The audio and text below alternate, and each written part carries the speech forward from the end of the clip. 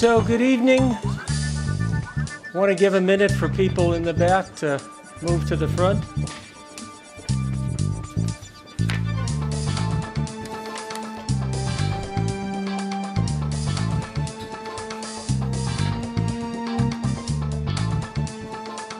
So welcome to this first day of the Assembly evening session on building and maintaining resilience to address global health challenges. I'm Dr. John O'Quick. I'm a family physician who wandered into global health and didn't go back, and I have the great pleasure of leading a group called Management Sciences for Health, which is a group of about 2,500 people from 70 different countries who passionately believe that locally led and locally run health systems are what will create sustained health improvement in the countries in which we work. We're really excited this evening to be able to have this session that is co-sponsored by the USAID Haiti Leadership Management and Governance Project, by Johnson & Johnson, and by Management Sciences for Health. It's I think, a great partnership, and so we look forward to the evening. We've got a nice mixture of people from multilaterals, from government, from the private sector, from a congressional fellow who I suppose is in multiple worlds, and so we look forward to it. And a special at the end comments and interventions by an Ebola survivor from Samaritan's Purse. During the 20th century, most of the field of psychology was focused on fixing what's wrong with people. Freud started that way, and pretty much everyone onto there went along the same line. And so it was all about fixing what's wrong. In the 90s, there was a guy named Martin Seligman who did a study on why people gave up and why they became hopeless from concentration camps. And he gave that lecture at Oxford, and the professor there said, wait a second, a lot of people didn't give up. And so in the end, what started out as a thesis on helplessness turned into a book on learned optimism. And so he changed, and then Martin Seligman got elected president of the American Psychological Association by the highest margin ever, based on an approach of not fixing what's wrong, but building on what's right with people. And that concept was really resilience. It was, what is finding the resilience in people? Management Sciences for Health works in a lot of post-conflict situations. Tough situations in Afghanistan, in Haiti, in DR Congo, in South Sudan, in Angola back a few years ago. Most of our staff are from the country, virtually all, well, all in some countries. What is always amazing is to hear the stories of what they've been through, but then to see what they have been able to do, and to see what they bring to building a better future. So the question is, what's in this concept of resilience? If you want to explore resilience, I would, in health, I would refer you to the May issue of The Lancet. There's a great article on May 9th, what is a resilient health system? Lessons from Ebola. And Michael Myers from Rockefeller and others contributed to that. But what we're talking about this evening is the concept of resilience in partnerships. And we can look at a lot of different examples of resilience. If we look across just the three countries, take a look at the three different epidemic curves between Guinea, between Sierra Leone, and Liberia. And Guinea's curve is totally inexplicable. It's bouncing all over the place. Sierra Leone is sort of, Liberia is a sort of a perfect epidemic curve of up, got the epidemic back down again. And I think that's an example of resilient communities who really came together, and resilient leadership. And one of the concepts in the leadership management and governance program that's supporting this is the concept of a leader shift. From blame to responsibility, from cynicism to hope, from individual heroics to teamwork. And so I think if we look, and when I look at where people have made, really demonstrated resilience after tough situations, it's been when they've made this leader shift, when they've built on strengths rather than focusing on the weaknesses, and when they have put the long-term collective good ahead of the short-term individual interest. And partnership is really about that, finding the common interest, the long-term collective good, and let that trump the short-term individual interests. So I really would like to hand over with those few thoughts about the concept of resilience and what it is, that sense of optimism, of taking responsibility, and of looking to the collective benefit. And hand over the panel to Jeff Sturcio, who is known to many people in this community, back to the time of AIDS, where he's with Merck and a real spokesman for the contributions of the private sector. He's now the CEO and president of Raymond Martin, and he's going to be the moderator this evening. He's a respected global health thought leader, done a number of publications, including most recently on non-communicable diseases in the developing world. He was previously CEO of the Global Health Council, and before that at Merck as their vice president for corporate responsibility. So, Jeff, let me hand over to you. And before I do that, we had a little bit of a debate. I spent 10 years living in Switzerland, and I learned how organized the Swiss are. So in the winter, it always snows on the mountains, never in town. But for some reason, Switzerland's the only place where warm air goes down instead of up. So you know we all own coats, and they're going to have to think. So anybody who wants to take their coat off is welcome to. And I think we'll have a thoughtful evening. So Jeff and team, over to you. Thank you very much, and enjoy the evening. Thanks, John. Okay. So thanks, Jono, for that introduction, and also, believe me, thank you for suggesting that we can take our coats off. Jono's given, first of all, I want to thank Management Sciences for Health and Johnson & Johnson for inviting me to moderate this very timely event. I'd also like to acknowledge the efforts of Bridget Butler of MSH, who really did all the hard work of putting this event together. So let's thank her.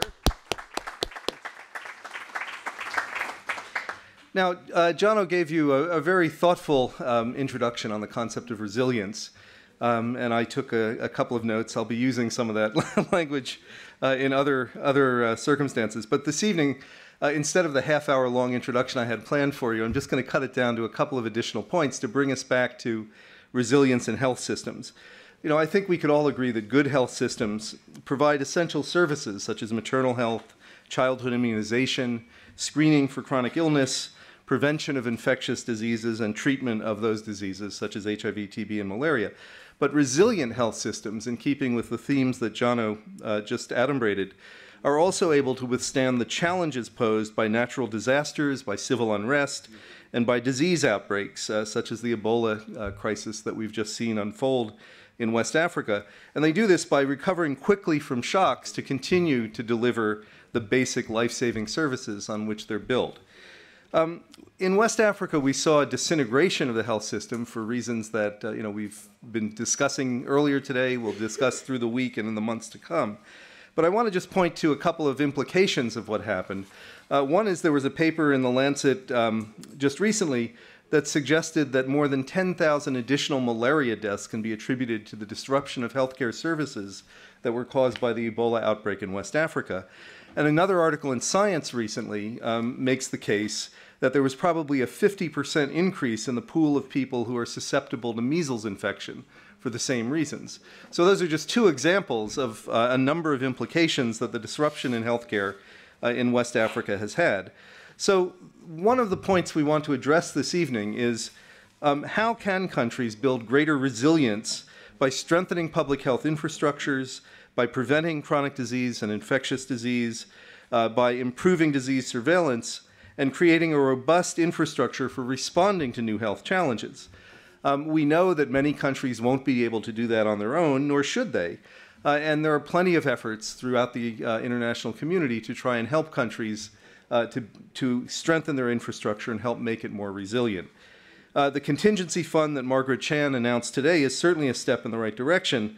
And of course, there are efforts to support a global health security agenda, which Switzerland is helping to lead along with 43 other countries, including my country, the US.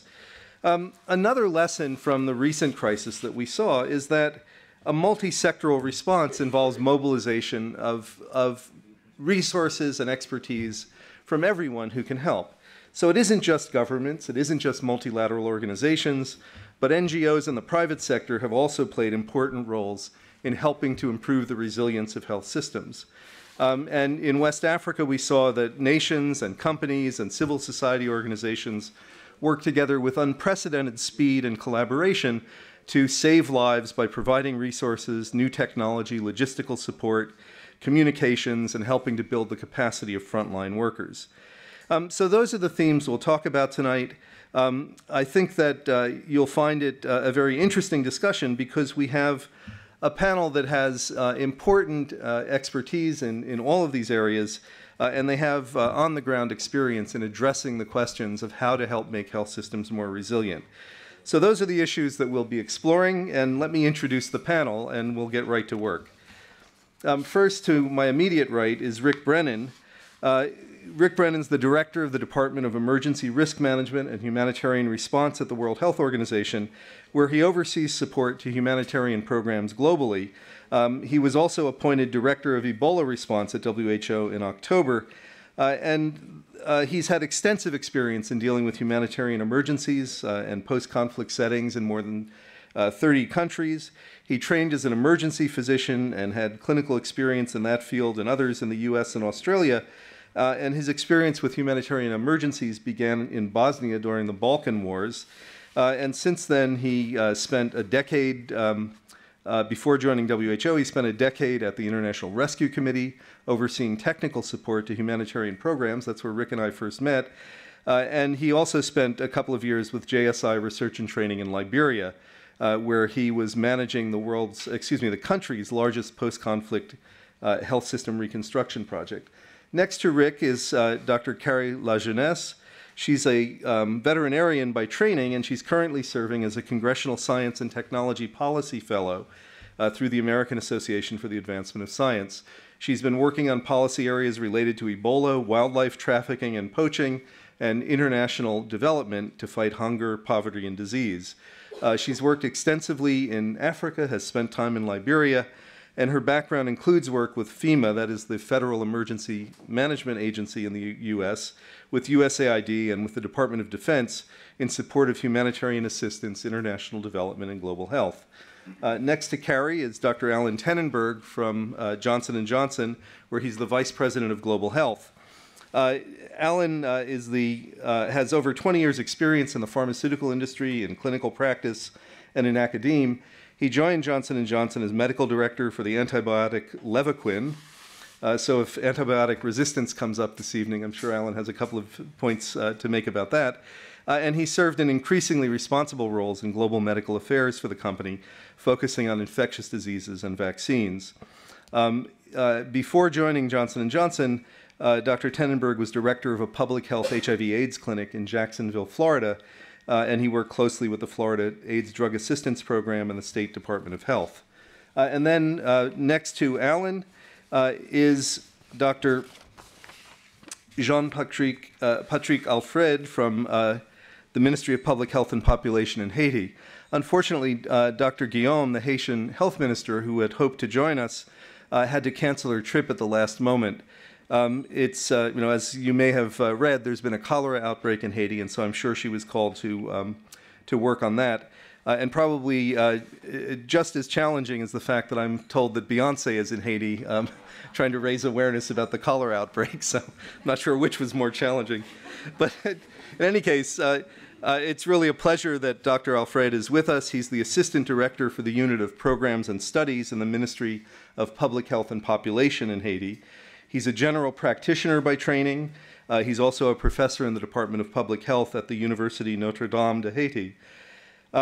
He has direct experience of the kinds of questions we'll be discussing. Following the earthquake in 2010, he worked with Caritas and Catholic Relief Services in supporting the Ministry of Health's emergency response efforts. So as you can see, we have a really nicely balanced panel who have terrific expertise in trying to cope with the challenges that health systems face. And so I think we'll have a fascinating discussion about how to ensure that health systems can become more resilient. So in fact, let me start with that and ask the question, what are the characteristics of a resilient health system? So Rick, maybe we could begin with you. Thanks a lot, Jeff. Well, I think it's a complex question, but I think generally we think of resilience as reflecting what you said earlier, Jeff, the capacity of a system to sustain and recover from shocks effectively and get back to its normal functions very, very quickly. But the other thing, when I think of a resilient health system, is I also think about sustainability. And so recovering from a shock is one thing, but then getting back moving and in a sustainable fashion, I think, is critical. And in my experience, one of the most important factors contributing to resilience and sustainability is good governance within the health system. I think resilience has to be built at each level of the health system, but if we're going to have effective health systems over time that are resilient, we need good leadership. We need a clear vision. We need a clear strategy. We need accountability. We need measurement, and we need engagement of partners. And I think we've seen this. I mean, I had the privilege of working in Liberia before the Ebola outbreak, and many people felt that up until that time that Liberia represented a kind of a model of post-conflict health system reconstruction. And I think in large part because of the great leadership and vision and strategy and engagement of partners by the ministry. Now, of course, things unraveled very quickly because of the Ebola outbreak. But I think, as you indicated earlier, or as John indicated earlier, Liberia's ended the outbreak faster and getting back up on its feet faster. And I think that's because of those earlier investments. Maybe a couple of other quick thoughts about what constitutes resilience. I think investment in human resources. And again, at each level. Whenever I go to the field, I always, to visit any of the health programs my organization support, I always try to go to the most remote and difficult place because I want to see what it takes to deliver healthcare in that kind of setting. And we have to be thinking of supporting staff in those difficult remote settings, ensuring that they are supervised, that they are invested in, that they are communicated with, that they have decent accommodation, travel permits, and so on. So I think investment in not only in the people who are delivering the healthcare, but also in the middle management. We need more and more, particularly in the poorer countries, we need stronger management within the health system. So I think we're talking about investing in healthcare delivery agents, in providers, but also in managers. Perhaps a third point would be decentralization. And again, that involves several issues. But involvement of communities within that decentralization process, I think, is key. And perhaps fourthly and finally, there are many things we could talk about, but another one that I think is very, very important is as you're preparing for and responding to shocks, that preparation has to be for all hazards, not just outbreaks. The Global Health Security Agenda, very, very important, making enormous contributions, but it focuses only on infectious diseases. So as we set up emergency operation centers, as we set up preparedness plans and rapid response teams, they've got to be able to cover the spectrum of hazards that countries face. If we'd only invested in infectious disease preparedness in Nepal right now, we'd be in trouble. But in fact, they had invested in safe hospitals, in mass casualty management.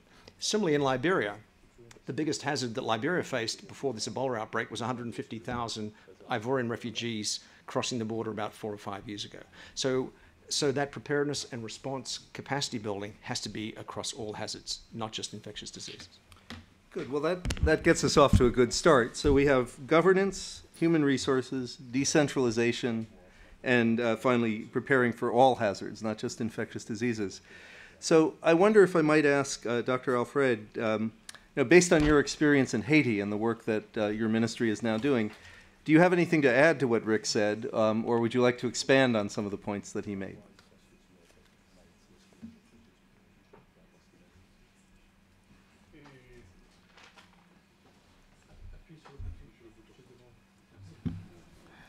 Oui. Donc, par rapport à ce qu'il vient de dire, il n'y a pas vraiment, en fait, beaucoup de choses à ajouter, mais sinon, je vais dire qu'il est très important qu'on arrive à avoir vraiment une volonté politique, en fait, des gouvernants au plus haut niveau, pour accompagner cette réforme, pour pouvoir arriver à la mise en place d'un système de santé résilient. C'est très important. Not much. Is it working? Is it working? Yes, it is. Thank you. Excuse me. There's not much to comment. I agree with all that was said, but I would add there's a need for political will, real political will from the top leaders of the country in order to do the reforms necessary for a resilient health system. Et si je prends l'exemple d'Haïti, avec l'arrivée du docteur Guillaume comme ministre de la Santé, elle a su convaincre le président pour arriver à l'organisation des États généraux de la santé en Haïti. And for example, in Haiti, with the arrival of Dr. Guillaume as Ministry of Health, she was able to convince the president of the need to organize a nationwide assembly to talk about health needs, health reform. Parce que c'est très important d'impliquer toute la communauté dans une démarche pareille de construction d'un système de santé résilient. So that the whole community, every single local stakeholder, would be involved and engaged in the building of a new health system. Et c'est pourquoi que nous avons réalisé des assises départementales où on a discuté avec la population et des états généraux où tous les secteurs étaient partie prenante pour pouvoir arriver à une politique de santé qui a une vision de 25 ans. So that's how we started talking with the population in district level and then had this nationwide assembly with all the stakeholders in order to establish together a real vision, a real strategy for a health system in Haiti for the next 25 years. Et pour continuer dans cette démarche, suite à l'établissement de cette vision, on a pu établir un plan sur le long terme, un plan pour les 10 prochaines années. And out of this long-term strategy, we established a plan for the next 10 years. Il a parlé aussi de leadership parce que pour pouvoir convaincre les partenaires, parce que une fois qu'on avait la vision de ce que les Haïtiens voulaient, on a pu définir notre plan. Maintenant, il fallait quelqu'un qui a le leadership poussé pour pouvoir convaincre tous les partenaires à rentrer dans notre stratégie parce que pour arriver à la construction d'un système de santé résilient, il faut que tout le monde se mette ensemble par rapport aux ressources qu'ils ont, mais construire sur les plans des pays. So once we had the strategy, the vision of what the Asian people wanted for health, and we had that director plan, then we had to convince. And we needed for that a very strong leadership to convince all actors, all partners, development partners, both external and internal, to work together in order to implement this resilient health system, taking into account the resources we have. Et lorsqu'on s'engage dans une telle démarche maintenant pour pouvoir convaincre les autres, il faut mettre de l'ordre chez soi. Et c'est là que vient la reddition de comptes. Et au ministère de la Santé publique en Haïti, maintenant, on est en train d'ouvrir le ministère où tout le monde peut venir voir ce qui se passe. Et le ministère fait l'effort de pouvoir publier des rapports techniques et financiers pour que tout le monde puisse venir voir ce qui se passe, ce qui nous permet de convaincre nos partenaires parce qu'il y a une relation de confiance qui est en train de s'établir. In order to convince, we need to build trust in ourselves. So we need to put order in our own house. And so the Ministry of Health started doing reforms, internal reforms in order to be accountable, to be more transparent. The Ministry of Health is now totally open to the population. It publishes reports and the results of audits. Everybody knows where the money goes, what is being done. And that's very important to build this trust so that our partners are ready to help us. L'une des choses vraiment importantes également qu'on a pu constater au cours de cette expérience de 4 ans qu'on est en train de vivre, c'est qu'il faut un système d'information solide qui te permet de pouvoir avoir l'information et construire en fonction des besoins réels et des problèmes qui se posent par rapport au système. Another lesson that we learned in these last 4 years is that information is key. Getting the information, what's going on in the country, what needs there are, and use this information in order to give the correct answer.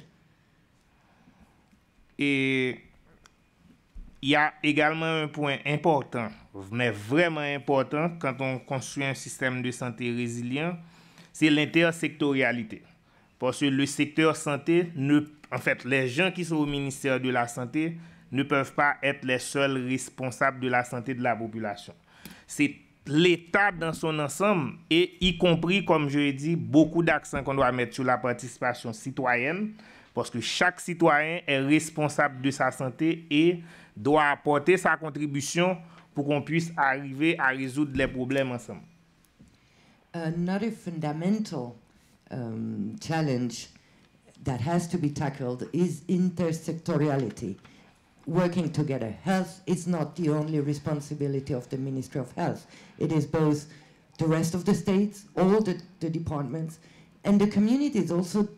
Every citizen is responsible for his own health and has to work together. Everybody has to work together in a cooperative way in order to build this resilient health system. Mais même si on a toutes les idées, on a la population qui s'engage, là c'est sûr qu'on va trouver des solutions où on va faire vraiment les meilleurs choix, mais il faut les ressources disponibles pour pouvoir mettre en œuvre ce système. But although we can have all the good ideas and the involvement of the population, of all the actors, all the stakeholders, we can find solutions, but then we need to find the resources to implement those solutions. Et là, Haïti est à la phase où on est en train de réfléchir sur quel système de financement mettre en place pour supporter notre système de santé résilient qu'on veut construire pour la génération future. So Haiti has now reached the stage where we're thinking about financing this health system, resilient health system that we want to build for the future. And we are at that stage. The ideas, the vision, the program is there, the will is there. Now we have to implement it. Et c'est très important pour le monde globalement. Et particulièrement quand je prends les relations des pays nord-sud, les relations sud-sud, pour qu'il y ait vraiment une mise en commun pour arriver à la construction de systèmes de santé résilients dans tous les pays, parce que le monde que nous venons de créer avec l'interdépendance qui existe, aucun pays, aucune épidémie ne va être localisée dans un endroit. Tout se transporte, donc on doit vraiment se mettre ensemble pour pouvoir construire des systèmes de santé qui soient à même de répondre face à tous les problèmes qui arrivent et les nouveaux problèmes émergents qui arrivent. Ce n'est pas à chaque fois qu'il y a un problème qu'on va voir ce qu'on va faire, mais on doit être déjà prêt. In this globalized world in which we live now, thinking about north-south relationships, south-south relationships, whatever, we need to work together because there is no more local outbreak. There is no more autonomous, isolated countries. Everybody is all together in this. And we need to find ways to respond globally to better the level of the health systems of everybody, every single country, because that's the only way to find a solution to the old diseases, to new diseases, to emerging diseases, the only way we can better up the life conditions and the health of our populations. Et déjà, je peux dire qu'en Haïti, avec déjà le peu qu'on a fait, on a commencé à voir les résultats en essayant de mettre en place un système de santé pour l'avenir où on construit pièce par pièce tout ce qu'il faut construire, mais dans la vision qui est partagée par tous. And I can say to conclude that in Haiti we've reached already good results working on this vision, working on this program, and building piece by piece all together this new system of health that could really be more stronger and more resilient to future difficulties. Thank you. Thank you very much. Thank you, Dr. Alfred, for giving us such a concise summary of a lot of the work that's been happening in Haiti since the earthquake, and in laying out this vision of how to construct a resilient health system. I'd like to take up just two of the issues that you raised, one about the importance of intersectorality, and the other about the importance of development cooperation, the point you made toward the end about needing to work together. And maybe I could ask Carrie next to intervene and just talk about, in the context of development cooperation and also intersectorality, that is getting communities involved, having the private sector involved, and all of the other players who have resources and expertise to bear on these problems. Just tell us a little about the policy work you're doing and how the U.S. government looks at these issues. I can't speak for, excuse me. Obviously, I'm not speaking for all of the U.S. government here. So I think when Ebola came about, for those of us that do both public health and international development, I think we saw this as a wonderful opportunity to respond in a more holistic way. And I appreciated your mention of all hazards. That's such an important concept, that these communities live the way that we live. They want their children educated, they want shelter, they want food and sanitation and hygiene and clothing and livelihoods and maybe some time off from grinding work of hauling water or firewood or whatever, to have some enjoyment with their lives. So how do we look at things from that community level and truly deeply listen to people? There's a very well-known medical anthropologist named Barry Hewlett at Washington State University, Vancouver campus, who talks about when he goes in to these places, and he's been doing this work for many, many years, the first thing is he sits down and he listens, because there's great wisdom contained in these communities, both with regard to what their assets are, what their challenges are, where they've been resilient, and what their needs are. So to find that place of resilience, and that's that initial place of trust building. The second place would probably be working up from there. How do we find a way to incentivize communities and work across sectors and across disciplines to understand what the community needs are in an overarching sense? So there's got to be some place where there's the ability to capture that data, to analyze it, to map it, and to have that be available as an open platform for all of the actors involved. So the NGOs, the local NGOs, the governments, anybody who's responding or even involved in development prior to a crisis. How do we have a system in place where that data is fed in, it's fed back out in near real time and mapped so that everybody knows who's vulnerable, who's resilient. If I'm doing an eyewash program, how can I identify the communities that need an eyewash program rather than just show up and find out that they don't need that?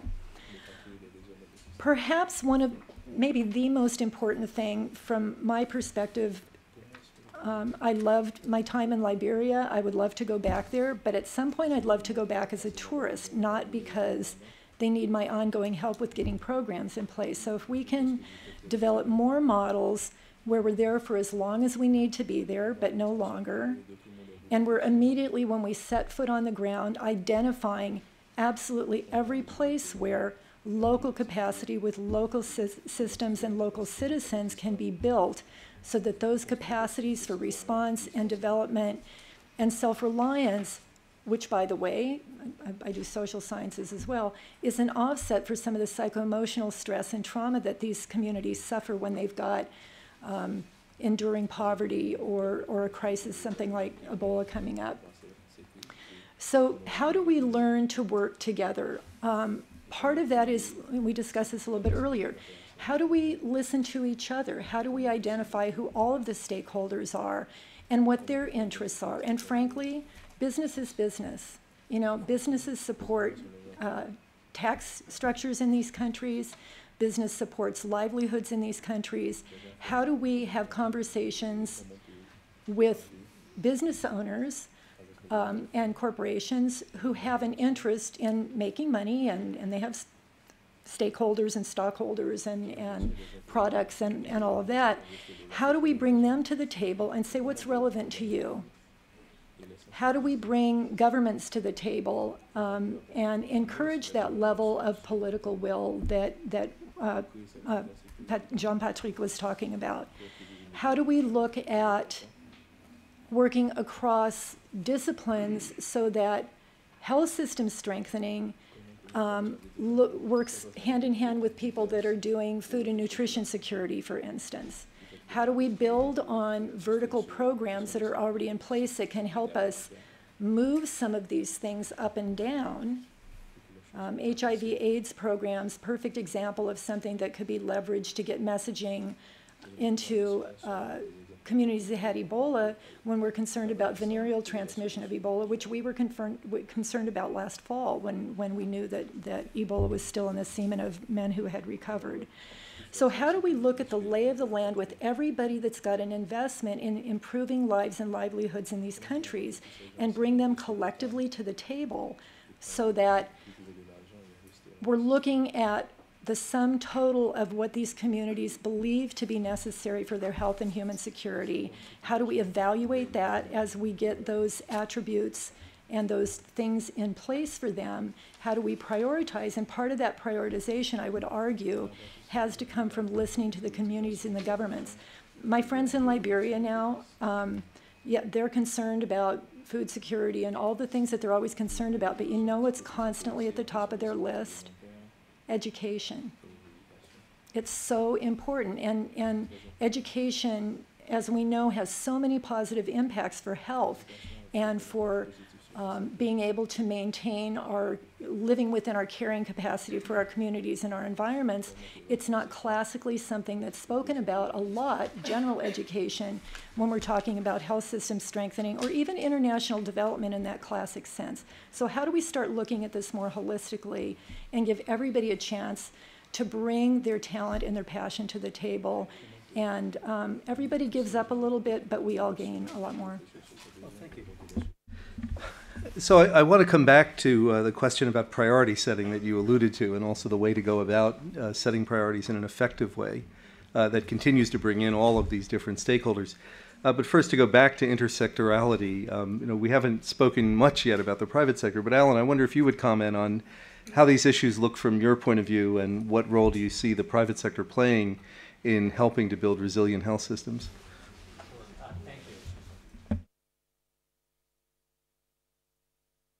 There we go. So first, I'd like to go back just for a moment to your original question and expand just a tad and also add on to some of the characteristics of a resilient healthcare system, and then use that to get to the answer around the partnerships and the private sector. So I wanted to underscore one of the things that Rick said, and that is about the importance and the centrality of healthcare workers and how important well-trained, well-paid, and well-protected healthcare workers are to a resilient healthcare system. Another point that I wanted to make is that by definition, resilience is recovery from shock. But the ultimate resilient healthcare system is one that can avoid a shock.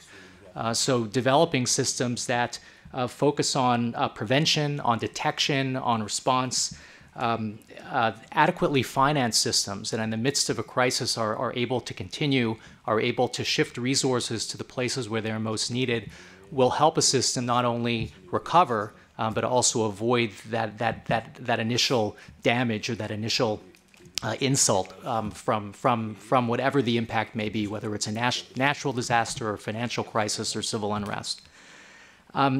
Another important element that Dr. Alfred mentioned is around multi-sectorality, and that gets us to what you were asking, Jeff, about the role of the private sector. So I think we can see from the current Ebola crisis that the private sector did play an important role in the response, whether it was from the perspective of philanthropy or whether it was from in-kind donation of resources, technical capabilities, and of course the companies that have been very actively involved, including my own, in vaccine development and also in the development of new therapeutics. So the private sector has a significant amount to offer, and it's important to realize that it's not just as donors and it's not just in the midst of a crisis. What's truly important is to develop those partnerships, those collaborations between the private sector, between governments, and between NGOs to make sure that, very importantly, as Dr. Alfred said, we trust each other. It's important that we trust each other in advance. We know each other. We know how we work. We understand the difference in priorities, the differences in agendas. We should be honest and transparent about the differences in agendas, but then come together with mutual goals and mutual objectives to make sure that healthcare systems are built in a strong and resilient way. And so that in the midst of the crisis, we already understand what each and the other can contribute, what we can do, what we're expert in, and how we can contribute to an emergency response. There are numerous examples of this across multiple sectors. I work right now in a group in Johnson & Johnson, which is a new group that I'm sure almost no one in this room is familiar with, and that's Johnson & Johnson Global Health. And that's an organization that was set up to do just that. We have a variety, a multitude of global health commitments really all over the world. And there are certain areas that we've traditionally been involved with and we have a lot of experience in, like maternal and child health, newborn survival, HIV and AIDS, neglected tropical diseases, multi-drug resistant tuberculosis. And what we're hoping to do is to create partnerships with other sectors within the private sector, but also with governments and NGOs, not only to strengthen our commitments in those areas of global health, but also to examine other areas of unmet need where perhaps we're not as active as we should be or we could be, areas where we have significant expertise, and areas where, yes, we are active from a business perspective, and because of that, we feel a responsibility to contribute. So we are one company, certainly, that is interested in creating these trusting partnerships, but we're not alone. There are many other companies within the industries as well that would be more than excited to do this. And we'd be looking for and interested in developing these cross-sectoral partnerships in order to be prepared long before the next crisis. Thanks, Alan. So that, that adds another important dimension to the discussion. And I'd like to come back now to, maybe to delve into these issues in a little bit more depth. We heard from Dr. Alfred about some of the work that's happening in Haiti to really rebuild after the earthquake. And what I'd like to do now is just imagine for a moment that we're, and you can just imagine whatever health crisis it is, but you're the health minister of your country. Crisis strikes. Usually it's at an inconvenient time in the middle of the night or just before dawn. And you get a phone call that says there's this unimaginable crisis that's just hit. So I'm reminded of something that Henry Kissinger said in a different context many years ago when asked about foreign policy collaboration between the US and Europe. He said his first problem was when there was a problem with Europe, he didn't know who to call to get an answer.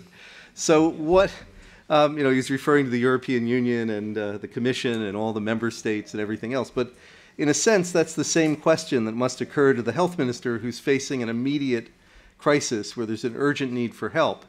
And maybe I'll start with Rick because, in a sense, WHO's role is to help coordinate that response. But let's just look at it for a moment from the inside. What does one do when faced with an urgent crisis to find help and to coordinate all the many stakeholders who are there to offer help? It's probably a long answer to that question. Well, I think part of it depends on how much preparedness and planning you've done in advance in any case. So we've had a couple of good examples of that, I think, in recent times with the cyclone in the Philippines and the earthquake in Nepal, that there were preparedness and response plans that were activated. And that initiated a series of events, deployment of resources, activation of emergency operations centers, repurposing of staff to critical functions that are required for emergency management, direct communications to district level to ensure that A, that staff were safe, and B, that they were responding appropriately to the plans, and then also mechanisms as quickly as possible to, I try to determine the scale and impact of the emergency and the immediate needs, and that requires, again, good pre-planning and good intersectoral coordination, because in the instance of an acute onset disaster such as the earthquakes in Haiti or Nepal, it's not just the health sector that's going to be a mechanism to collect that urgently needed information to identify, to determine the scale and impact. We need to be working with civil defense, and these connections and communications have to be pre-existing. We need to be working with the military as they do their flyovers to document and collect information. We have to be connecting with our key health facilities in the instance of an acute onset disaster to make sure that they are still standing and functional, and that, again, people have been repurposed to play their important functions. So the initial response is always local. So and the better the planning and the preparedness, the better. Then if that planning has appropriately engaged international partners, then there should be also mechanisms to activate them. And we've seen that, again, in Nepal, I think, is a good example. Within Southeast Asia, there's been a regional mechanism of support. So most of the capacities to respond to a large-scale acute onset disaster in terms of logistics and reconnaissance lie with the militaries. And you saw how rapidly the regional militaries kicked into gear to lend assistance to Nepal. We need better mechanisms like that. Within WHO, we'd been preparing and planning for an event in Nepal for over 10 years. And we had regional networks, and again, guys that had trained together and knew each other over the years were deployed rapidly to respond. With a high-profile event, again, such as these large-scale acute onset disasters, the natural impulse of humanitarian agencies and the world writ large is to respond, come. And then we risk, if that international response then is not well coordinated, we risk what is sometimes called the secondary disaster. So you have a flood of international assistance, often by well-meaning people who don't know the drill. They're not professional, they haven't trained together, they don't have the equipment, they don't have the supplies. So you need to support the ministry very, very quickly to receive that international assistance and to put it to its best use. Once you've mapped the needs and the requirements, and then you have international assistance coming in, you can set up mechanisms that can receive that international assistance. In the health sector, we have this foreign medical teams initiative. We classify the capacities of foreign medical teams. Do you have surgical capacity? Do you have inpatient facilities? Are you self-sufficient?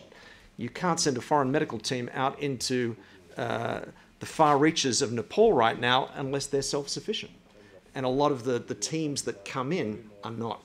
So we're trying to establish standards for this type of foreign medical assistance and mechanisms to better coordinate and allocate those resources to the areas of priority needs. So there are a number of different mechanisms like that. We have the Global Health Cluster, which works at global level, and we're trying to promote interoperability. And a lot of those global health cluster partners are already in country and already have coordination mechanisms. And during an emergency, we'll put a health cluster coordinator on to convene those partners and make sure that they are responding in a coordinated, effective way that's consistent with government priorities. Then we have this Foreign Medical Teams Initiative, which is a process to receive and allocate those medical teams that will come in following an acute onset disaster or other emergencies such as the Ebola outbreak, and that they have primarily a clinical role, and again, often surgical facilities and inpatient care and so on. And again, they must be received, classified, and then allocated to areas of need. So these coordination processes, I think, have really advanced in recent years. I think we had very good experience with those in the Philippines earthquake.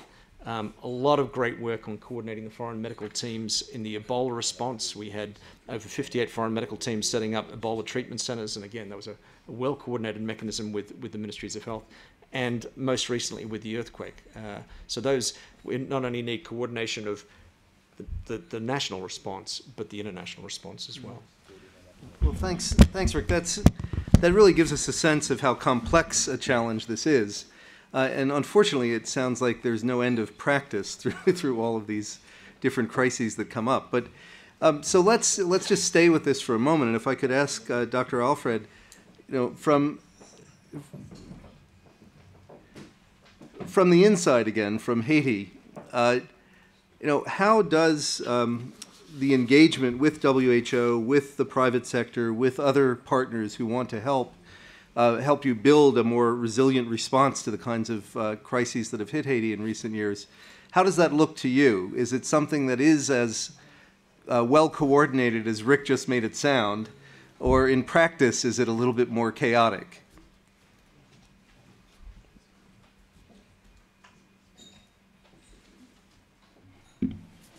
Comme je l'ai dit, sur le point de la coordination, l'une des choses vraiment importantes qu'on a besoin, c'est le leadership. Ça veut dire qu'il faut qu'il y ait un pilote dans l'avion. Et une fois qu'on a le pilote, il y a la vision et que tout le monde sait ce qu'on veut, il est très difficile pour que chacun puisse faire ce qu'il veut. Et pour le moment, on a mis des mécanismes en Haïti, des mécanismes de table sectorielle où on rencontre tous les acteurs du secteur régulièrement. On partage les informations. In order to have a good coordination, you need a leader. There must be a pilot in the plane. So once you have a leader that has really taken sense of the situation and given clear instructions, there's no way everybody will do whatever they want in different directions. And what we did in IT is establish sectorial mechanisms regularly, permanently. We meet, we share information, we share problems and solutions so that everybody would know what to do in case of. Et ce que je peux dire aussi, c'est avec l'information, parce que quand on va dans les réunions maintenant, le fait qu'on produit les données, on peut savoir exactement qui fait quoi, où il est, et arriver à dire, ah, vous avez fait telle chose et que ceci, il n'y a pas d'évidence. Et à ce moment-là, les gens ont peur pour que publiquement, dans une réunion, on puisse leur dire, votre programme n'a pas fonctionné. Donc, il y a beaucoup plus de précautions qui se prennent pour faire les choses et bien travailler avant de mettre un projet en œuvre. This sharing of information also allows for everybody to know who does what and where, so that in a public meeting, if you were appointed to do a work and you have not done it, then publicly you can be told, well, you haven't done what you were supposed to do. And so everybody feels more responsible, feels more accountable with the mission they accepted. Et il y a un point dont, en fait, on a parlé de reddition de compte tout à l'heure, mais la transparence, parce que quand on met tout sur la table, eh bien, tout le monde n'a pas le choix. Et le ministère, en premier, a mis tout sur la table et reconnaît qu'on avait des faiblesses sur lesquelles on prend des politiques pour pouvoir les améliorer, on rend compte de ce qu'on fait. Et là, maintenant, nos partenaires, ils ont presque plus le choix de venir, parce que si moi, je te dis, voilà ce que j'ai, voilà ce que je suis en train de faire, il va être difficile que cette collaboration ne se fasse pas sur une base de transparence. The other aspect of accountability is transparency. And we, in the Ministry of Health, we realized our weaknesses, our gaps in the past, and we're working on bettering the situation so that new donors, people who would like to help, have to, because now they know exactly what we're doing. And they can't say, well, no, but I don't trust. They have to trust us because everything is clear and transparent. Et ce que nous avons compris aussi, c'est qu'il y a de la place pour tout le monde. Parce que l'objectif, quelle que soit la personne qui vit dans un pays, quand il n'y a pas un système de santé qui peut te permettre de prendre tout le monde faire la prise en charge, eh bien, à ce moment-là, on est à risque. Et quand on fait une bonne communication et faire présenter les gens les problèmes qui peuvent arriver, à ce moment-là, la personne se sent elle-même concernée à ce que le pays dans lequel il puisse avoir un meilleur système de santé, ne serait-ce que pour lui. And we realized as well that there is room for everyone, every single citizen and every single actor, private, public, whoever, everybody has to share in this effort because everybody will benefit from a better, a resilient health system for a country. Thank you. Thank you. Well, that brings together again several of the threads from the last half hour or so of the conversation. The importance of having really a whole of society response. As you said, everyone has a role to play. And also you underscored from your experiences in Haiti the fact that sharing information, communicating broadly and transparently, and ensuring that there's good planning, which is also the point that Rick made, are the keys really to a well-coordinated and resilient response to both continuing health challenges as well as emerging health threats. So I wanted to, there's much more we could say, but I also want to give time for the audience to engage and ask questions and comment on your own. But before we do that, though, I want to turn to Kent Brantley for some response to what he's heard from the panel, and then we'll open the floor for the rest of the audience to intervene. As Kent comes up to speak, he's the medical missions advisor with Samaritan's Purse, and in 2013 he was a medical missionary and physician liaison for the HIV treatment program at Elwa Hospital in Monrovia, Liberia for Samaritan's Purse. He was appointed a medical director for the only Ebola treatment unit in southern Liberia, and after being diagnosed with the Ebola virus disease, he became the first person in the world to receive the experimental drug ZMapp, and the first person with Ebola to be treated in the U.S. when he was evacuated to Emory Hospital in Atlanta. And as I said, he's now back working with Samaritan's Purse, and we'll be very interested to hear Kent's reactions to what he's heard. Thank you. Thank you very much. Thank you to all the panelists for your input on this very important topic this evening. We've been talking about building and maintaining resiliency in healthcare systems, and I think we've heard a lot of good explanation of how to do that and all of the factors that come into play as we discuss what is required to build resilient healthcare systems. But I think it's important to return maybe to kind of the foundational question of why is it important to build resilient healthcare systems. And I very much appreciated what Dr. Alfred said when he said there is no more isolated outbreak. We live in a global community, and I believe the Ebola outbreak that is still going on, we often tend to talk about it in the past tense and what we've learned from it, but I think it's important to recognize that it is still ongoing and we have not won that battle yet. But one of the things that we are learning is the fact that we live in a global community. That is not a new fact. It's just a fact that is being illuminated by the current circumstances of this international disaster.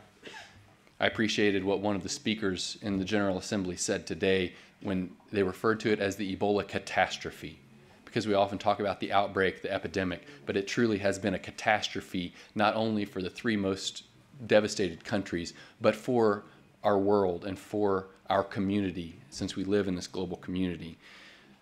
And I appreciate the comments that have been made about preparing for all hazards, that this requires a holistic approach.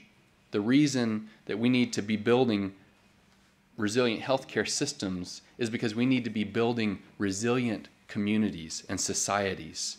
And we have to approach that not only from what are the health threats and the infectious disease threats, but what are the weaknesses and the vulnerabilities of our societies that might drag us down, keep us from being able to absorb and overcome the shocks of different kinds that will come our way.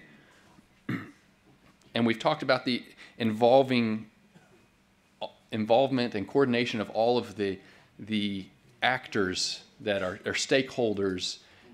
And I think we have to think about this also in a broader context than simply healthcare systems.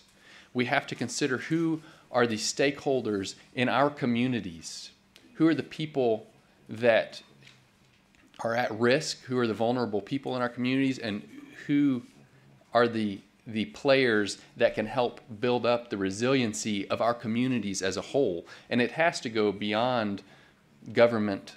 It has to go to the non-government organizations, to the faith-based organizations who already have networks and infrastructure in our communities, because that is how our society is built. We are social beings. We live in community, in our churches, in our community organizations, in our schools, and those are the networks that we have to utilize not only for our education and our worship and our offering of health services, but in our response as a community to whatever disaster or trauma or difficulty is facing us as a people. So I think it's important that we think more broadly than health systems, that we think about things like clean water and electricity and education. I took one course on international medicine during my residency training, and one of the points I remember from that course is that we talked about in disaster response the idea of risk mitigation. An ounce of prevention is worth a pound of cure.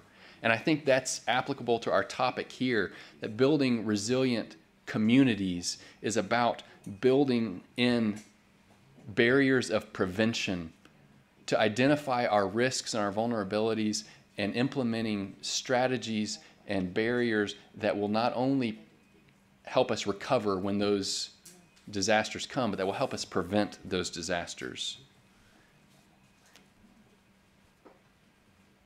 It's been well stated by our panelists that we need to establish a multi-sector approach. We need to develop multi-sector relationships for coordination of disaster response, but I believe it goes beyond that.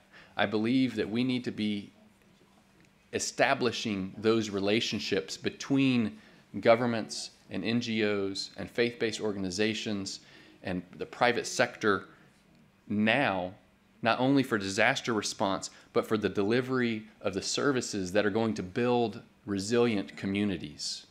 That's how we're going to extend not only accessible basic health care to people, but that's how we're going to educate our children and our girls and women.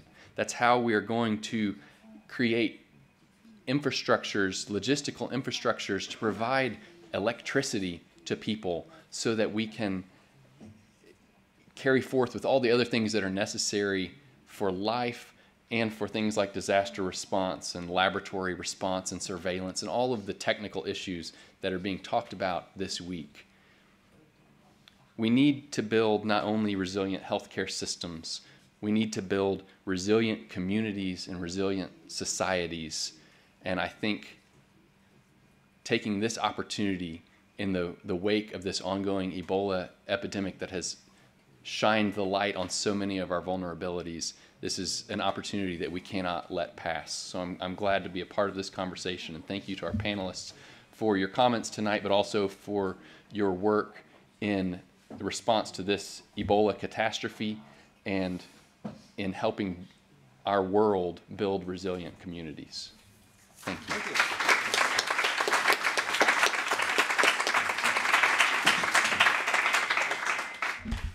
Well, thanks very much, Ken. And I particularly appreciated your point about resilient societies, that it's not just about the health system, but if we build resilient societies, they can take on any challenge. So that's very good. Well, now the floor is open, so I hope some of you have been mulling over the questions or comments you want to make. Who would like to start?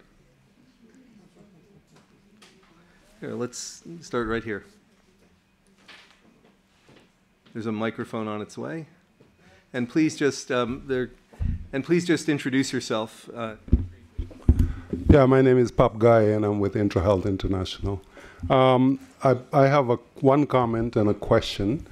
The comment, I wanted to jump in the bandwagon about investing in people.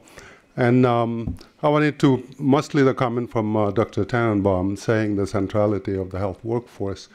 But I think it would not be enough if we were to just stay there, because the health workers work in a system and they work with other people. So that's why I appreciated so much your emphasis on investing also in the mid-cadres, mid-level cadres, and probably all cadres.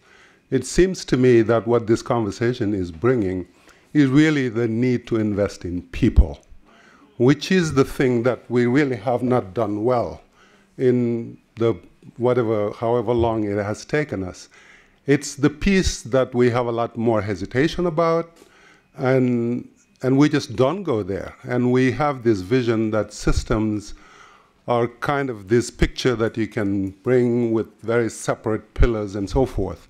So I think until we revisit this idea of how do we effectively invest in people, because everything that's coming out in this conversation is how central communities are, how central managers are. So it's really that notion, and I'm glad that it's coming up. It makes me think a little bit about the last health systems workshop, with the theme was people-centered health system. So, and I think it's going to help our conversation every time we bring the centrality of people to really build resilient systems. My question was for Alan and the private sector, and one suggestion you made, which I subscribe to perfectly, is the need for the various sectors, private, public, universities, medical, academic, to build trust. So when it comes to the private sector, I wanted your thought about how we can accelerate that process, because trust takes time. It takes investing in the long term. So if we're going to do this, if we're going to build resilient health system, we have to commit to being in it in the long haul, in the long term. And we know that for the private sector, time matters, and we want very results in a very short term. So I just wonder what your thoughts are on how we're going to reconcile this inherent difficulty. Thank you for your question. Trust does take time to build.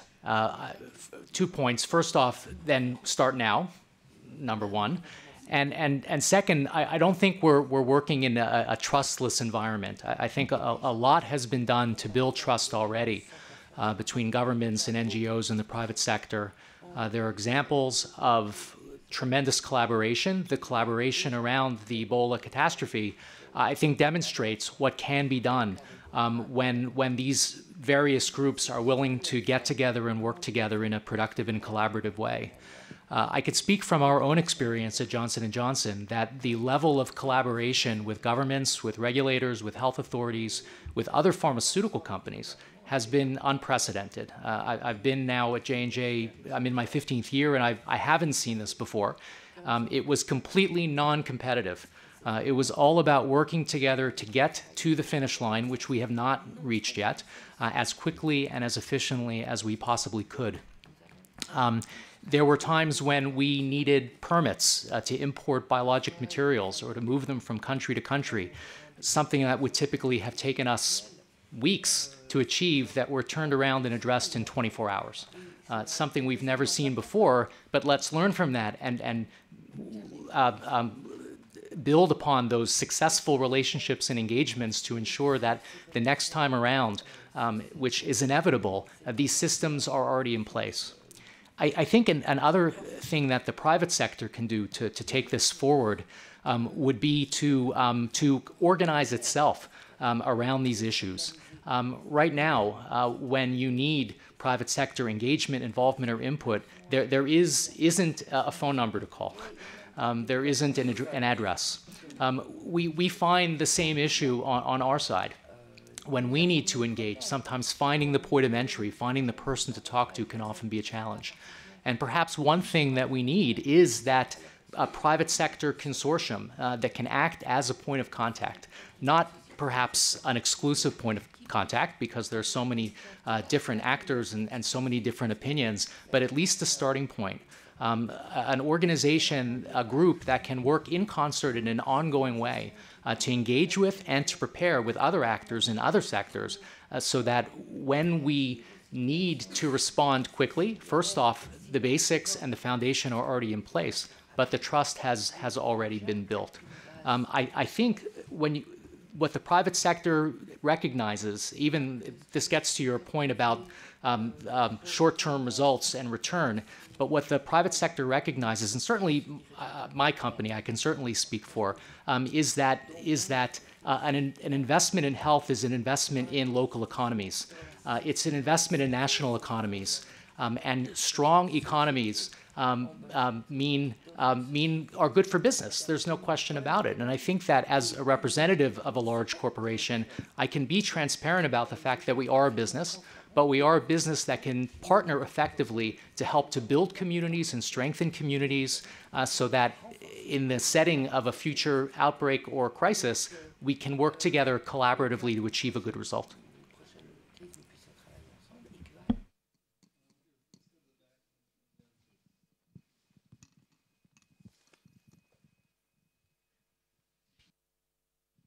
Thank you. My name is Yvette Madrid. I'm an independent consultant working in global health and humanitarian affairs. I think the issue of resilience is extremely timely, seeing that we're seeing a rise in humanitarian events, and it brings a new perspective to the way that we deal with problems. And I think as we look at resilience, there's a lot of different ways that we can even look at that. I actually am trained as an engineer, so it seems in some way we're trying to engineer systems. And one thing that I will note is that in complex systems, resilience, or what we would call in engineering terms robustness of a system, is a trade-off against efficiency. In other words, there's some things that you can do that enhance both efficiency and robustness or resilience in systems. But at some point, there's some degree of trade-off. For example, extra engines on a plane to make sure that if one fails, you have something else, backup systems and all of this. So there's some degree of trade-off in these. In engineering, what we do is we make these things explicit. We make explicit what you're buying for what. All right, so it's not about one being more important than the other or whatever, but in certain cases, you make your trade-offs and you put out those cases directly. What I'm missing in the dialogue here in resilience is the trade-offs. What do we have to buy for? And I think we're beginning to realize, yes, we need stockpiles, we need reserve funding, but within communities, what else do we need? I mean, obviously we need manpower, as we said, human resources, but we're not just talking about a minimum to make the system functional. We're actually talking about an overcapacity at some levels and in some ways. And where do we need that overcapacity? Who needs what? That part of that debate, I guess, is the part that I'm missing. I'm wondering if some of the panelists can comment on that. I'd like to say thank you for that question. So at the very beginning of the Ebola epidemic, and also from the standpoint of what I do with wildlife trafficking work, we worked with some complex systems analysts from the New England Complex Systems Institute. And I think the answer to your question is those analytics have not been done. We don't have the data that we need. We don't have the connectivity in the communities that we need. We don't have the communications capacity that we need to really be able to look at where are we now. We need an assessment of where are we now. And my concern, I think because of the type of science that I do, my concern is we may be guessing wrong. So how do we take that complex systems approach and understanding that this is an iterative process that's going to have to be tweaked over time? How do we gather the data? How do we let everybody have access to it? How do we, if you want proprietary, keep your proprietary, but how do we all share what we've got? And then how do we have the complex systems analysts and engineers help us figure out best practices? And that can happen very rapidly. And we can change the trajectories of what we're doing very quickly in, by some projections, 3 to 6 month period of time, depending on what issue or crisis you're dealing with. And so the complex systems that are the reality of what we have are absolutely fundamental. And I think going back to that congressional piece in particular, the US Congress wants to see something left behind. That was when they allocated that $5.2 to $4 million, there's still a chunk of that hasn't been used yet. What did we leave behind? Did we train these local capacities? Did we work with people in these countries? Did we work with the governments? Did we strengthen these systems? Did we sit down and listen and try to be relevant? And some of the answer is yes, and some of it's no. But frankly, we don't know a lot of those answers because we don't have the data for those questions. So thank you very much. I think it's critical that we get complex systems analysts involved in this right away. Just before the next question, I just wanted to add a comment on this. Earlier, Jono mentioned the article in The Lancet by Margaret Crook and Michael Myers and colleagues on what is a resilient health system. And two of the characteristics that they adduced were that a resilient health system is aware, and what they meant by that was, and this is one of the points you mentioned, that there's information about what the current state of the system is, so that you know what the disease burden is, you know where the health workers are, you know where the resources that they can use to treat people are, you know where the clinics are, all of the information you need to actually operate a health system efficiently. And the other thing, among other characteristics they mentioned, is that because health systems are complex adaptive systems, they have to be adaptive, and by that they mean flexible enough to change trajectory as the phenomena that they're trying to deal with change. And they also call for, as one element of becoming more adaptive, they call for building monitoring and evaluation into the system so that it's possible to understand precisely what happened and why it went well or why it didn't go well, so that you don't do the same. If you made a mistake, you don't make that mistake again, and you learn from it and try something different. So I just thought that was an apposite comment there. So let's take the next question. Yeah, thank you very much. I am Riyad Bazia. I'm independent consultant based in Geneva. I'm NGOs activist. I'm still with NGOs network in the UN, following international negotiations, including in health system. Resilience as a concept. Resilience is precious concept. It's precious element for environmentalists also. Environmentalists precaution principle, which is precious. Of course, environmentalists, they are happy when they see that health workers are supporting resilience, because we are supporting resilience as a tool for SDGs. Hopefully, it will be adopted also with with the resilience as important tool. But resilience, it's mean also partnership, and especially on health sector, PPPs. Partnership, private, public. How it could be, which kind of partnership then? And if we said health workers, it means that we are thinking largely, but let me underline and sharing with you what it will be adopted next November here in Geneva with the International Red Cross Conference, precious, important document on health workers.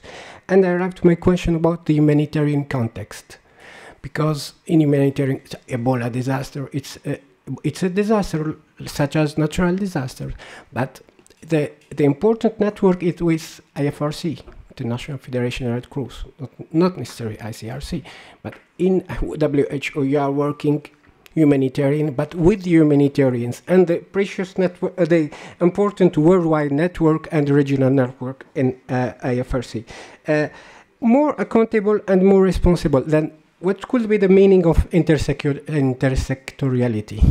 I want to know. intersectorality. And last question, yes, I will stop here, about the l'expérience haïtienne, the experience in Haiti, if it is the first one, and if you your wishes if to having other experiences or bilateral agreement with others, and if it is private sector is ready to support other experience somewhere in the world, not necessarily only in Haiti. Thank you very much.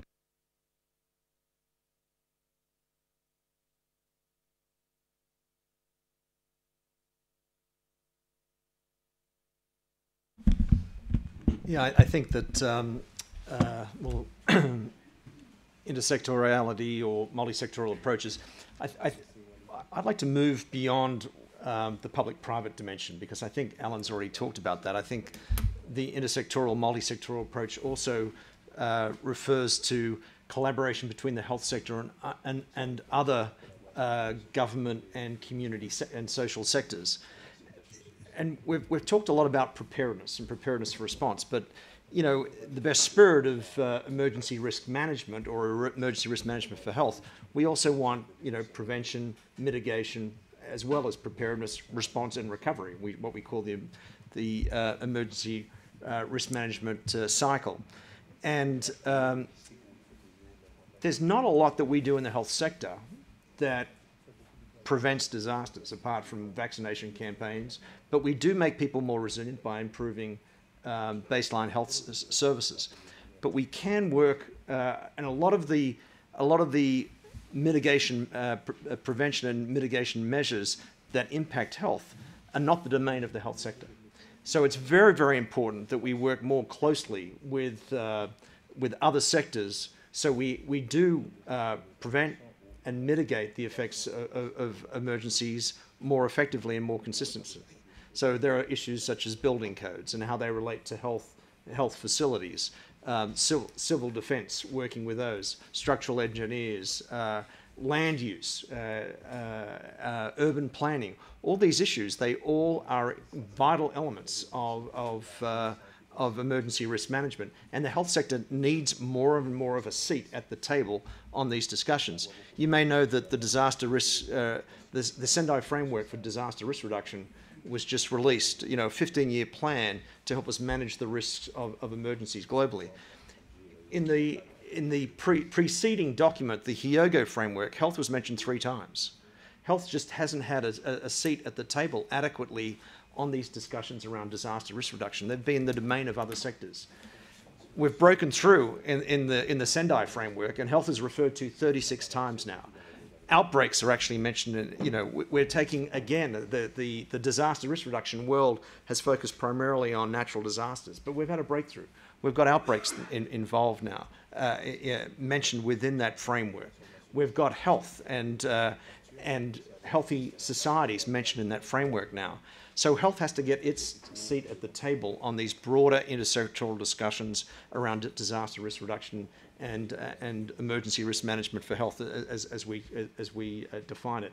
And we have to know how to work with these other sectors, including national disaster management authorities, and as well the other sectors, water and sanitation, food security, and so on.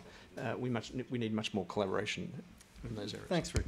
And then the last question is way in the back. That's it. Thank you.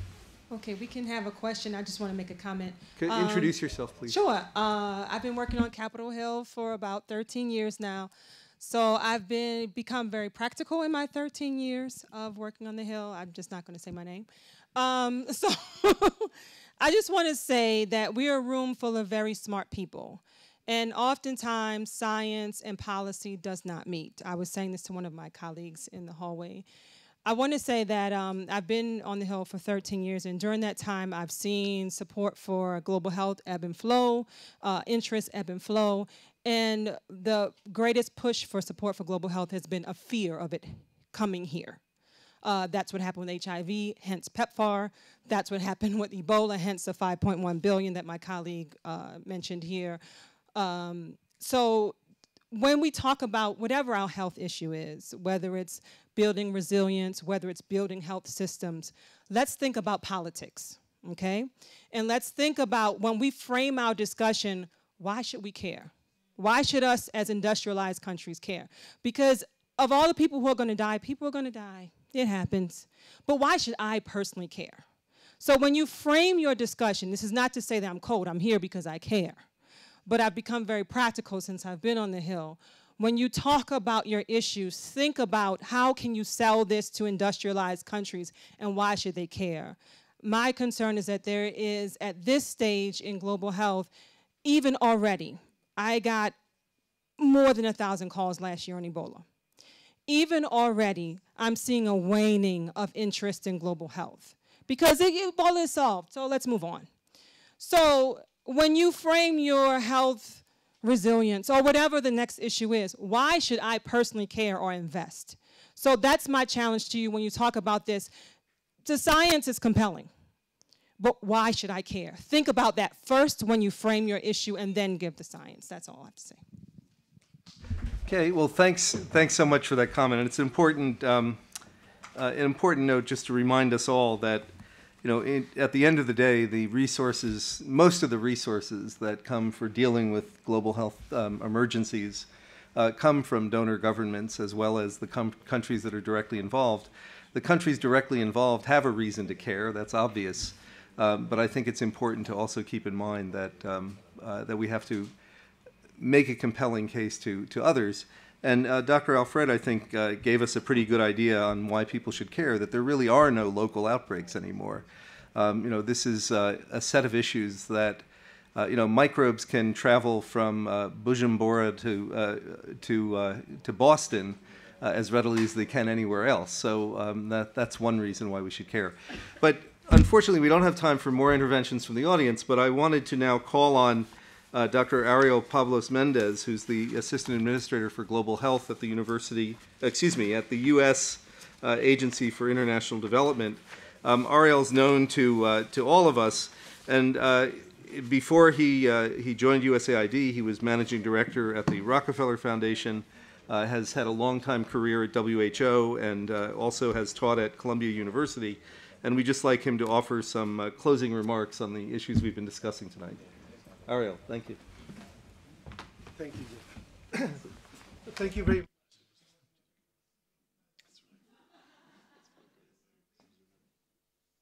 Yeah, I was in a very resilient panel. They keep adding people who wanted to speak, and we were sitting in the panel, and it was until I had to actually break the resiliency of the panel and come over here to find another very resilient panel. So I'm very happy to hear. And I, of course, heard about the deliberations. The very topic, of course, is the selection of the topic, very, very important. And what I do is health and development. And I actually think those are synonymous with resilience, right? I mean, development is about building sustainable communities that can take care of their own needs. Or as President JFK put it, who was the founder of USAID, you know, we want communities to be able to walk on their own with dignity and to address their own needs, to understand. Nobody can understand better the needs than themselves. And so when you empower communities to address their own needs. So for me, development is a synonymous of resilience. And the same thing is true for health. And I think in the case of health, we even use it colloquially, right? It's a healthy system, or it's a healthy organization. It's a healthy situation when things seem to be all working in tandem in a complex way, reinforcing each of the parts to yield something that looks good. And I think health is, in my view, synonymous with resilience, and resilience is a requirement for health. And we do many things in health that are resilience building, from family planning. I mean, just think of that, the resilience that it builds to empowering women to have better economics, to have better ways to deal with your own reproduction. It's quite an incredible resilience building intervention. Many of the things we do are resilience building. Education, crucial, essential, and for everything we do in health and in development. When you think of immunization, the very word immunization is to build resilience in your system so that you can indeed withstand the threats of infectious agents in this case. So a lot of the things we do, nutrition, I mean, everything we do in global health and development is building resilience. And at the same time, we see that many communities are still frail. And that is, of course, an issue. I was just hearing, I think may have been Jeff, before I walked in, referring to the paper in The Lancet just recently by Margaret Krog and Mike Mayers from the Rockefeller and others on some of the dimensions of resilience. And resilience need to be self-aware, need to be diverse in their constituencies, self-regulating, integrated, and another term that comes from the field of complex systems is to be adaptive. And that's always tricky. What is the right direction for a system to survive and do well? And at the same time, when we speak of health and the work that we do as professionals, we often end up talking about what the health system does. Is the health system frail? Can we strengthen the health system? And clearly we believe a strong health system is a resilient health system. And I know you heard from Ken probably just now about the experience in Liberia and West Africa. And it's interesting because we had invested a lot in addressing some of the needs in child mortality coming down actually and nearly achieving MDG 4 in Liberia, coming out of a civil war just a decade ago. And yet it was not resilient enough to withstand something like Ebola, which was relatively new to the region and particularly new as an urban phenomenon, which became something totally different than we had seen before. And I think resilience had been gaining momentum as a concept in recent years. In part, we see it in agriculture, droughts that come and go, and communities somehow cannot withstand that. Insurance have been helpful there. Other investments have been helpful there. In health, likewise, one of the themes, and that is really not only in the SDGs, but in the conversations this week here in the Assembly, is the basic of health insurance, right? We developed the concept in the last generation of microcredit, and that's been so important to build resilience in communities economically and so on. But health insurance is a bit more novel. For the poor, borrowing money sort of makes sense, but giving money in case you need something in the future is less intuitive. And yet, pooling resources in health financing becomes more and more important as communities get more and more resources to be the way to provide services. And that's the movement for universal health coverage. And I know MSH has been a champion on the movement of universal health coverage, and is a champion now also in the movements on resilience against pandemic threats. And clearly, we learned that our world was not resilient enough. And we seem to see that comes and then it goes, right? And so the question is whether the emergence of interest that we see today on resilience will subside, right? We saw a peak in SARS, and we saw a peak with avian flu, and every time in the US Congress, and I heard some of our congressional staffers here, every time there was attention, there were resources, but then the resources waned. When I arrived in Washington 3 years ago, there had just been a movie, Contagion. Yeah. Well, that called for a congressional hearing because the constituents were calling, is that happening? I mean, so clearly when these things are in the news, people pay attention. But the question is, how do we keep this attention? I like to think that, especially in the post-Ebola situation, that the amount of resources that had been committed by many, including the US Congress in particular, I feel very proud of the response of the US government to the Ebola crisis and in support of the leadership there has been fantastic. Very proud, and at the same time, we are now getting resources to rebuild back and better. And that may give us a window perhaps to keep this going for a bit longer than usual. But it's not a given. And I was a member of the Lancet Commission on Investment in Health. And there are many good ideas there, things that we're already working on, right? They all believe in universal health coverage is part of what we need to do. Ending preventable child maternal death, a grand convergence is something that can happen. But there's clearly been an underinvestment in resilient health systems in the general sense. And it's not only labs and epidemiologists, it's really the frontline workers that withstand anything that comes their way, because sometimes it may be a new outbreak of a new pathogen, sometimes it can be an earthquake, sometimes it can be a flood, and sometimes just it's more patients that come to your clinic. So clearly, building a strong health system is very important. And I have to say, health systems are nested within resilient societies or not. And we are seeing now that nearly half of the children who are dying in very unstable, frail situations or refugee camps. And so clearly, governance in the largest sense is so important. We are privileged in our development agenda that we get so much support for our global health agendas, but I wish we also invested a little more in governance. Governance is so essential. Without a resilient society, with open systems, with information, with empowered civil society, it's very hard to nest an effective, resilient health systems. But within health systems, we know. And I think that many of you have been champions of various dimensions: governance, leadership, management, essential for a system to operate. Information and data, essential for civil society, especially if it's open and with accountability to be effective. And then human resources for health. And I think that I would like to end with that in the end, the backbone of the health system, to the extent that those who are committed to provide the services, committed to provide the leadership, it is health workers. And we saw that in Ebola. And again, thank you to Kent and so many others. Of course, the majority were locals who were in the fight of the outbreak, but also those who were before and after the outbreak is the health workers. And I think that a health system, I would say that is the backbone of the health systems. Without well developed and deployed and motivated health workers, we do not have a resilient health system.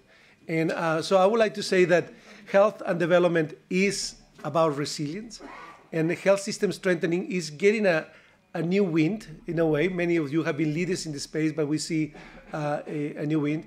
And I think to the extent society globally has been paying attention, that this is an opportunity to stress that a strengthening health system, building resilient health systems, is the only way for us to not only deliver on both the old agendas, the finished agendas, the new agendas, but also the unpredictable agendas that we have seen recently. And I'm very glad that you had this conversation in health systems, and it takes us all working together to really deliver health and deliver development. I want to thank you, and thank you also to MSH for inviting me. Thanks so much. So I want to thank Ariel for that very energetic closing. He reminds me of the statement that a great American philosopher once said, Yogi Berra, who some of you may know was a baseball player and manager. But he said, prediction is difficult, especially about the future. And so Ariel's comment about how building resilient health systems in resilient societies is the best defense we have against the unpredictable crises that will come in the future. So I think that was an important point. His comments also resonated with many of the things that our panelists have said this evening, reinforced many of their observations. I want to thank you all for your attention and your questions and comments. And the last thing for me to do is just to ask you to help thank the panel for their valuable insights and their very interesting presentations.